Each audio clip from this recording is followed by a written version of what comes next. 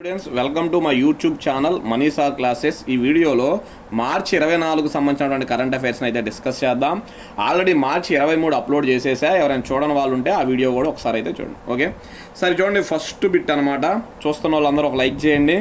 Subscribe చేసుకోకుండా చాలామంది చూస్తున్నారు. ప్లీజ్ దయచేసి మీరు అందరూ కూడా సబ్స్క్రైబ్ అయితే చేసుకోండి. ఓకే, ఫస్ట్ బిట్ చూడండి. సుగమ్ ఇనిషియేటివ్ కింద పౌర సేవలను డిజిటలైజ్ చేసిన రాష్ట్రం ఏది? గుజరాత్ అనమాట. చూడండి, సుగమ్ ఇనిషియేటివ్ కింద పౌర సేవలను డిజిటలైజ్ అంటామన్నా ఆన్లైన్ చేసేసారనమాట. ఏ రాష్ట్రం అంటే గుజరాత్. గుజరాత్ రాష్ట్ర ప్రభుత్వం సుగమ్ డిజిటల్ గుజరాత్ ఇనిషియేటివ్, ఇదొక కార్యక్రమం అనమాట. అక్కడ సుగమ్ డిజిటల్ గుజరాత్ ఇనిషియేటివ్ కింద అధిక డిమాండ్ ఉన్న 20 పౌర సేవలను డిజిటలైజ్ చేసేసారు, ఆన్లైన్ చేసేసారు. డిజిటల్ గుజరాత్ పోర్టల్ ద్వారా, అదవుతుందా? ఆ పోర్టల్ పేరేంటి? డిజిటల్ గుజరాత్. ఇది పోర్టల్ పేరు అనమాట. పోర్టల్ ద్వారా పూర్తి ఆన్లైన్ సేవల పంపిణీను 2026 మార్చి 23న ప్రకటించారు. నిన్నే ప్రకటించారు. ఇది పేపర్లో వచ్చిందనమాట. అదవుతుందా? ఈ కార్యక్రమం ముఖరహిత, నగదు రహిత మరియు కాగిత రహిత పాలనను అందించడమే లక్ష్యంగా పెట్టుకుంది. అదవుతుందా? చూడండి, ముఖరహిత అంటే నువ్వు వచ్చి తీసుకోవాల్సిన పని లేదు. నగదు రహిత, నువ్వు డబ్బులు చేతుల పరంగా చెల్లించాల్సిన పని లేదు. కాగిత రహిత, కాగితం పరంగా కూడా నీకు ఎవరు ఆన్లైన్ ద్వారానే ఇచ్చేస్తారన్నమాట. అందించడమే లక్ష్యం. గుజరాత్ ముఖ్యమంత్రి ఎవరు? భూపేంద్ర పటేల్ 2022లోనే వచ్చారన్నమాట. గుజరాత్ రాష్ట్ర గవర్నర్ ఎవరు? ఆచార్య దేవవ్రత్ అంటారు. ఈయన కూడా ఎప్పుడో వచ్చాడు, 2019లోనే వచ్చాడు. గుజరాత్ కోర్టు చూడండి, గుజరాత్ హైకోర్టు అహ్మదాబాద్లో ఉంటుంది. అందుకే దీన్ని గుజరాత్ హైకోర్టు అంటారు, లేదా అహ్మదాబాద్ హైకోర్టు అంటారు. దీని ప్రధాన న్యాయమూర్తి ఎవరు అంటే జస్టిస్ సునీత అగర్వాల్ అంటారు. మహిళ అన్నమాట. ఏమో 2023లో అయితే వచ్చింది. Okay, next 2 very very important bit. మీరు ఈ రోజు పేపర్ ఏది చూసుకుని అన్నిట్లో ఇదే హెడ్లైన్ అనమాట. అదవుతుందా? లోక్సభ స్థానాలను ఎంత శాతం పెంచాలని కేంద్ర ప్రభుత్వం కీలక నిర్ణయం తీసుకుంది అంటే సుమారు 50% పెంచున్నారు లోక్సభ స్థానాలను అనమాట. అదవుతుందా? లోక్సభ అన్ని రాష్ట్రాల అసెంబ్లీ స్థానాలను 50% పెంచాలని కేంద్ర ప్రభుత్వం కీలక నిర్ణయం తీసుకుంది. ఈ బిల్లును ఈ పార్లమెంటు సమావేశాల్లోనే ప్రవేశపెట్టడానికి కేంద్రం సిద్ధమైనట్లు తెలుస్తుంది. అదవుతుందా? బిల్లు చేసేసి ఇప్పుడు నెక్స్ట్ పార్లమెంట్ సమావేశాలు జరగనున్నాయి కదా, అదవుతుందా? దాంట్లో పెట్టేద్దాం అనుకుంటున్నారు. దీని ప్రకారం పార్లమెంటు స్థానాలు 543, చూడండి ప్రస్తుతం 543 ఉంది, 816కు చేరుతాయి సుమారు. అదవుతుందా? 543 నుండంట 816. దేశంలో ప్రస్తుతం 4123 అసెంబ్లీ స్థానాలు ఉన్నాయి. దేశవ్యాప్తంగా మొత్తం ఎంతమంది ఎమ్మెల్యేలు ఉన్నారు? 4123 అసెంబ్లీ స్థానాలను 6185 స్థానాలు అవుతాయి. నెక్స్ట్, ఆంధ్రప్రదేశ్లో ప్రస్తుతం ఉన్న 175 అసెంబ్లీ స్థానాలు. ఆంధ్రప్రదేశ్లో ఎమ్మెల్యే సంఖ్య ఎంత? 175, 263కి చేరనుంది. తెలంగాణలో ప్రస్తుతం ఉన్న అసెంబ్లీ స్థానాలు 119, 179కి అయితే చేరనుంది. ఈ విధంగా అయితే పెరగపోతున్నాయి అంట. అదవుతుందా? లోక్సభ స్థానాలు ఆంధ్రప్రదేశ్లో 25 నుంచి 38. ప్రస్తుతం ఏపీలో లోక్సభ స్థానాలు అన్నీ 25, ఇది 38. తెలంగాణలో 17 నుంచి 26కు చేరే అవకాశం ఉంది. అదవుతుందా? శాసనసభ స్థానాలు, లోక్సభ స్థానాలు రెండూ కూడా పెరగబోతుంది. కేంద్ర హోంమంత్రి అమిత్ షా, పార్లమెంట్ వ్యవహారాల మంత్రి కిరణ్ రిజిజు, న్యాయశాఖ మంత్రి అర్జున్ రామ్ మేఘ్వాల్ నేతృత్వంలో ఈ భేటీ జరిగింది. ఇలా ముగ్గురు కూర్చొని భేటీ అయ్యి ఫైనల్గా దీన్ని ఓకే చేశారు. లోక్సభ ఇందుకు సంబంధించిన బిల్లు ఆమోదం పొందిన తరువాత కేంద్ర ప్రభుత్వం డీలిమిటేషన్ కమిషన్ను ఏర్పాటు చేయనుంది. ఎందుకంటే ఈ స్థానాలను పెంచాలంటే ఖచ్చితంగా రాజ్యాంగం ప్రకారం డీలిమిటేషన్ కమిషన్ని వేయాలి. ఓకే, సీట్ల పెంపు దామాషా ప్రకారం ఎస్సీ ఎస్టీలకు రిజర్వేషన్లు కూడా పెరుగుతాయి. ఆల్రెడీ రిజర్వేషన్స్ ఉన్నాయి కదా, మళ్ళీ వీటి సంఖ్య కూడా ఏం కాబోతున్నాయి? పెరగబోతున్నాయి. అదవుతుందా? నెక్స్ట్ ఇంకా అవ్వలేదు చూడండి. లోక్సభ శాసనసభ సీట్లలో మహిళలకు సంబంధించిన 33% రిజర్వేషన్ కూడా అమలు చేయనున్నారు. మహిళలకు 33% రిజర్వేషన్ ఇచ్చారు కదా, దీన్ని కూడా ఈ డీలిమిటేషన్ అయిపోయి జనాభా లెక్కలు అయిపోయి మొత్తం అయిపోతే ఇవి కూడా చేస్తారండి. దీని ప్రకారం లోక్సభ మొత్తం సీట్లలో 270 సీట్లు మహిళలకు కేటాయించనున్నారు. అన్నీ అనుకున్నట్టు జరిగితే 270 సీట్లు మహిళలకైతే ఇవ్వను. చూడండి, దీనికి సంబంధించి ఒక చిన్న టేబుల్ మనకి పేపర్లో వచ్చింది. నేను దాన్నే స్క్రీన్ షాట్ తీసేసి ఇక్కడ ఇచ్చాను, ఒకసారి చూద్దాం జస్ట్. అదవుతుందా? లోక్సభలో ప్రస్తుత స్థానాలు ఎన్ని అంటే 543. అదవుతుందా? ఈ 543 ఎంత పెరగబోతున్నాయి? 273 పెరగబోతున్నాయి అంట. అప్పుడు టోటల్గా ఎంత అవుతుంది? 543 ప్లస్ 273 816 అవ్వబోతుంది. ఈ 816లో మహిళలకి 33% ఇవ్వాలి. అంటే ఎన్ని సీట్లు ఇస్తారు? 270. చూడండి, ప్రస్తుతం 543, పెరిగేవి 273, టోటల్ 816. ఈ టోటల్లో 33% రిజర్వేషన్ కాబట్టి 270 మహిళలకు కేటాయించారు. నెక్స్ట్ దేశవ్యాప్తంగా అసెంబ్లీలు. చూడండి, దేశవ్యాప్తంగా అసెంబ్లీలు 4123 ఉన్నాయి. ఇవి దీనికి 2062 కొత్తగా యాడ్ అవ్వబోతున్నాయి. అప్పుడు 2 కలిపితే 6185 అవుతాయి. దీంట్లో మహిళలకి 30% ఇవ్వాలి కాబట్టి 33% 2047 అవుతుంది. ఓకే, నెక్స్ట్ ఆంధ్రప్రదేశ్లో అసెంబ్లీ స్థానాల సంఖ్య ప్రస్తుతం 175. కొత్తగా ఎన్ని పెరగబోతున్నాయి? 88. అప్పుడు 2 కలిపి ఎంత అవుతాయి అంటే 263 అవుతాయి. దీంట్లో 33% మహిళలకు ఇవ్వాలి కాబట్టి 87 సీట్లు మహిళలకు కేటాయి. ఏపీలో లోక్సభ ప్రస్తుతం 25 ఉన్నాయి. కొత్తగా 13 యాడ్ అవ్వబోతున్నాయి. అప్పుడు టోటల్గా 38 అవుతాయి. ఈ 38లో 13 సీట్లు ఖచ్చితంగా ఎవరు కేటాయించాలంటే మహిళలకు కేటాయించాలి.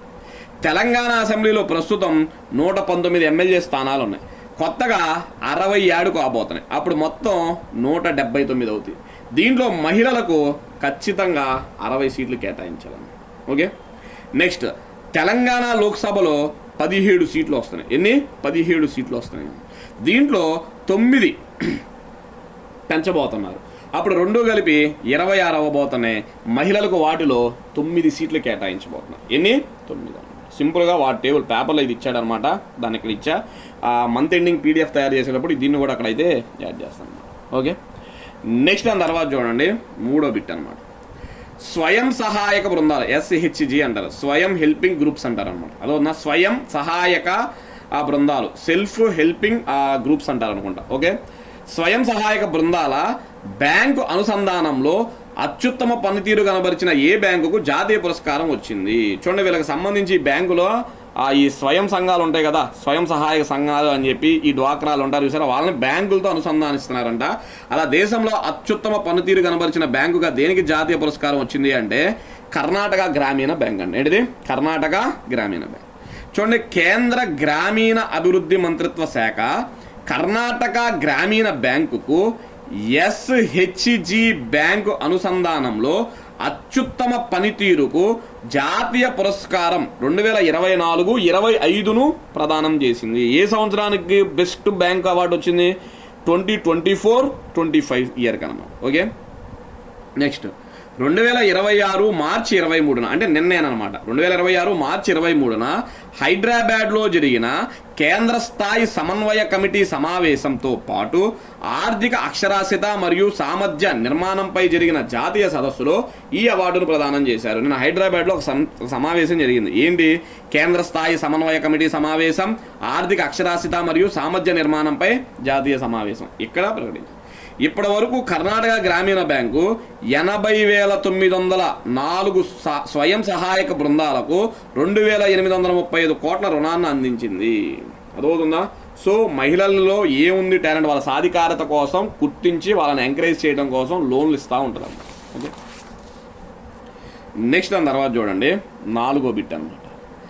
Arcelor Mittal Nippon Steel India ఉక్కు కర్మాగారాన్ని ఏ రాష్ట్రంలో శంకుస్థాపన చేశారు? ఇంపార్టెంట్. అదవుతుందా? Arcelor Mittal Nippon Steel India ఉక్కు కర్మాగారాన్ని ఏ రాష్ట్రంలో శంకుస్థాపన చేశారు అంటే ఆంధ్రప్రదేశ్. ఆంధ్రప్రదేశ్ రాష్ట్రం అనకాపల్లి జిల్లా నక్కపల్లి మండలం రాజయ్యపేటలో మార్చి 23న ఉక్కు కర్మాగారానికి శంకుస్థాపన జరిగింది. అంటే నిన్నేనమాట. ఈ 2 ఉక్కు పరిశ్రమలు, అదో ఏది? ఆర్సెలార్ మిత్తల్, నిప్పన్ స్టీల్ అనమాట. ఈ 2 ఉక్కు పరిశ్రమలు దేశ ఉక్కు రంగంలో రాష్ట్రాన్ని, ఏ రాష్ట్రం? ఆంధ్రప్రదేశ్ రాష్ట్రాన్ని ఉన్నత స్థాయిలో నిలుపుతాయని ధీమా వ్యక్తం చేశారు. ఈ శంకుస్థాపన కార్యక్రమానికి కేంద్ర మంత్రి కుమారస్వామి, ముఖ్యమంత్రి చంద్రబాబు, ఉప ముఖ్యమంత్రి పవన్ కళ్యాణ్, ఆర్సెలార్ మిత్తల్, ఇది కంపెనీ అనమాట, Arcelor Mittal executive chairman Lakshmi Mittal హాజరయ్యారు. 5,465 ఎకరాలంట. చూడండి, 5,465 ఎకరాల్లో నిర్మించనున్న ఈ పరిశ్రమ ద్వారా ప్రత్యక్షంగా పరోక్షంగా 1,00,000 మందికి ఉద్యోగ అవకాశాలు అయితే వస్తాయన్నమాట. అదవుతుందా? సో ఇంపార్టెంట్ బిట్ అన్నమాట. నెక్స్ట్ 5. చూడండి చాలా important bit. Last time railway ఎగ్జామ్స్లో ఈ ఇండెక్స్ల మీద ఖచ్చితంగా అడిగాడమ్మా. ఓకే, గ్లోబల్ టెర్రరిజం ఇండెక్స్ అంటారు. గ్లోబల్ టెర్రరిజం ఇండెక్స్ 2026లో భారతదేశం ఎన్నో స్థానంలో నిలిచింది అంటే 13వ స్థానంలో నిలిచింది అన్నమాట. గ్లోబల్ టెర్రరిజం ఇండెక్స్ 2026లో భారతదేశం ఎన్నో స్థానంలో నిలిచింది? 13వ స్థానంలో నిలిచింది. 2025 సంవత్సరంలో 2944 దాడుల్లో 5582 మంది మరణించినట్లు ఈ నివేదిక తెలిపింది. లాస్ట్ ఇయర్ అంట ఇన్ని దాడులు జరిగినాయి అంట, ఇన్ని మరణాలు జరిగినాయి.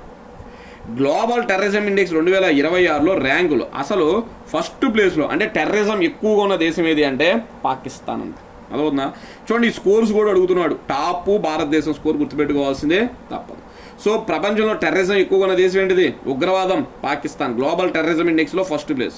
సెకండ్ ప్లేస్ వచ్చేప్పటికి బుర్కినా ఫాసో అంటారు. థర్డ్ ప్లేస్ వచ్చేటప్పటికి నైజర్. ఫోర్త్ ప్లేస్ వచ్చేటప్పటికి నైజీరియా అంటారు.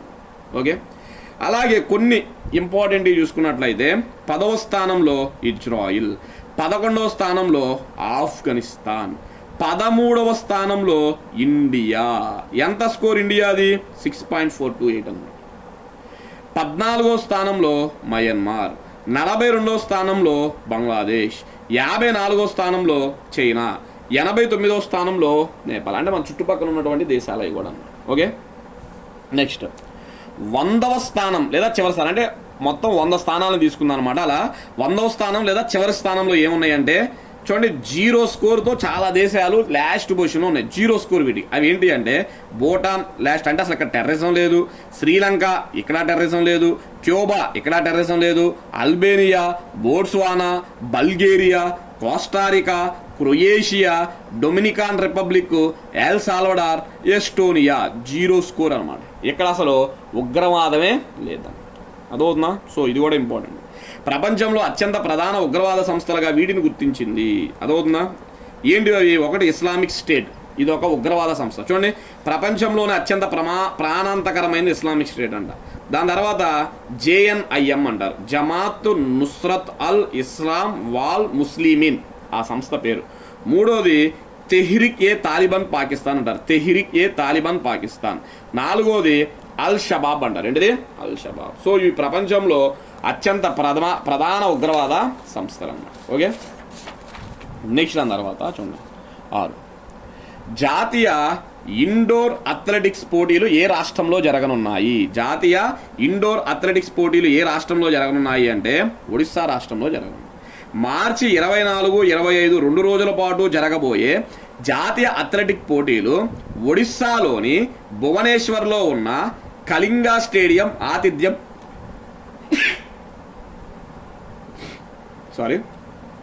భువనేశ్వర్లో ఉన్న కళింగా స్టేడియం ఆతిథ్యం ఇవ్వనుంది. ఈ పోటీలలో అథ్లెట్స్ 11 ఈవెంట్స్లో పోటీ పడతారు. 11 ఈవెంట్స్లో పోటీలు జరగబోతున్నాయి. నెక్స్ట్ 2028 చూడండి, నెక్స్ట్ ఇయర్ కాకుండా నెక్స్ట్ ఇయర్ అనమాట. 2028 ప్రపంచ ఇండోర్ అథ్లెటిక్స్ పోటీలు అనమాట. అదవుతుందా? ప్రపంచ ఇండోర్ అథ్లెటిక్స్ పోటీలు కూడా భువనేశ్వర్లోనే జరగనున్నాయి. అదవుతుందా? వరల్డ్ ఇండోర్ అథ్లెటిక్స్ ఛాంపియన్షిప్ 2028 భువనేశ్వర్లోనే జరగబోతుంది. నెక్స్ట్ 2028లోనే జరగనున్న ఆసియా ఇండోర్ అథ్లెటిక్స్ ఛాంపియన్షిప్. చూడండి, ఇది ప్రపంచ, ఇది ఆసియా. దీన్ని కూడా, ఈ ఛాంపియన్షిప్ను కూడా నిర్వహించేందుకు ఒడిశా ఆసక్తి కనబరుస్తుంది. ఇది కూడా మేమే నిర్వహిస్తాం, ఇవ్వండి అంటుంది. మేబీ ఇవ్వచ్చు కూడా. అదవుతుందా? నెక్స్ట్ దాని తర్వాత చూడండి 7ది అనమాట, అంతర్జాతీయ సత్య హక్కు దినోత్సవం అంటారు. అంతర్జాతీయ సత్య హక్కు దినోత్సవం, international day for the right to truth అనమాట. మార్చి 24. నిజాన్ని తెలుసుకునే హక్కు నీకు ఉందన్నమాట. అదవుతుందా? సింపుల్గా చూడండి, సత్యాన్ని తెలుసుకునే హక్కు అనేది ఒక ప్రాథమిక మానవ హక్కు అని ఈ రోజు తెలియజేస్తుంది. నిజం తెలుసుకోవడం కూడా మన ప్రాథమిక హక్కే. ఓకే, ఏ రోజు అది? మార్చి 24. నెక్స్ట్ 8వ చూడండి, ప్రపంచ క్షయవ్యాధి దినోత్సవం, వరల్డ్ టీబీ డే అంటారు. మార్చి 24ను జరుపుకుంటాం. చూడండి, దీని థీమ్ కూడా important. Last time group D NTPC under graduation అడిగాడు. వరల్డ్ టీబీ డే యొక్క థీమ్ ఏంటి అని అడిగాడు. అదవుతుందా? ఏంటి అంటే yes we can end TB, yes we can end TB అన్నమాట. అదవుతుందా? 2024లో దాదాపు 10.7 మిలియన్ల మంది ఈ వ్యాధి బారిన పడగా 1.23 మిలియన్ల మంది మరణించారు. చూడండి, క్షయ వ్యాధి వస్తే మరణాలు కొంచెం ఎక్కువగానే ఉంటాయి అన్నమాట. ఓకే, అసలు మార్చి 24నే ఎందుకు జరుపుకుంటారు అంటే 1882 మార్చి 24న డాక్టర్ రాబర్ట్ కోచ్ అనే శాస్త్రవేత్త క్షయవ్యాధిని కలిగించే మైకోబాక్టీరియం ట్యూబర్క్యులోసిస్ అనే బ్యాక్టీరియాని కనుగొన్నాడు. సింపుల్ ఏంటి అంటే రాబర్ట్ కోచ్ అనే ఆయన అసలు క్షయ రావడానికి కారణం ఏంటో కనుక్కున్నాడు. క్షయ అనేది ఒక బ్యాక్టీరియా వల్ల వచ్చింది. ఆ బ్యాక్టీరియా పేరు మైకోబాక్టీరియం ట్యూబర్క్యులోసిస్ అని 1882 మార్చి 24న కనుగొన్నాడు. అందుకే మార్చి 24న మనం టీబీ డేగా జరుపుకుంటున్నాం. ఓకే, నెక్స్ట్ చూడండి లాస్ట్ బిట్. ఇండిగో సంస్థ, ఇండిగో అనమాట, అదవుతుందా? ఇండిగో సంస్థ తన చీఫ్ స్ట్రాటజీ ఆఫీసర్గా ఎవరిని నియమించినట్లు ప్రకటించింది? సిఎస్ఓ అంటారు. చీఫ్ స్ట్రాటజీ ఆఫీసర్గా ఎవరిని నియమించినట్లు ప్రకటించింది అంటే అలోక్ సింగ్ అంటారు. ఏం పేరు? అలోక్ సింగ్ అన్నమాట. ఓకే, ఇవి స్టూడెంట్స్ మనకి ప్రధానంగా మార్చి 24వ తారీఖు సంబంధించినటువంటి కరెంట్ అఫైర్స్. సో మనకు ఆల్మోస్ట్ అన్నీ కవర్ అయిపోయినాయి. మొన్న మధ్యలో ఎవరు అడిగారు 10వ తారీఖు 11వ తారీఖు పెండింగ్ ఉన్నాయని, ఈ 2 days కూడా చూసుకొని కంప్లీట్ చేసేస్తా. అదవుతుందా? సో ఈ రోజు వరకు ఆ 2 days పక్కన పెడితే అయిపోయినాయి అన్నమాట. రేపటి నుంచి ఏ రోజు కరెంట్ అఫైర్స్ ఆ రోజు చేయడానికి ట్రై చేస్తాను. ఓకే, మీరు అందరూ కూడా నన్ను సపోర్ట్ చేయండి. నేను అంతమించి మిమ్మల్ని ఏం అడగట్లా. Please like and subscribe. Okay, thank you.